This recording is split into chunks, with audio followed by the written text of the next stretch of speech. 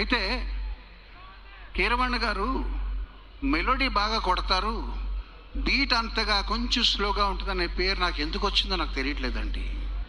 What is this? అందుకనే నేను ఈ మధ్య ఒక కొత్త ఫ్లాట్ కొన్నాను.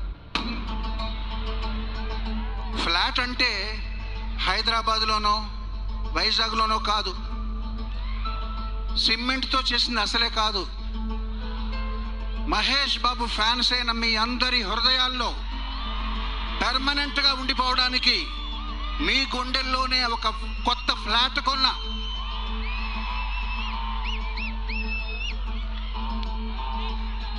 బిల్డర్ హ్యాండ్ ఓవర్ చేశాడు, producer happy, director happy, tiles వేస్తున్నారు.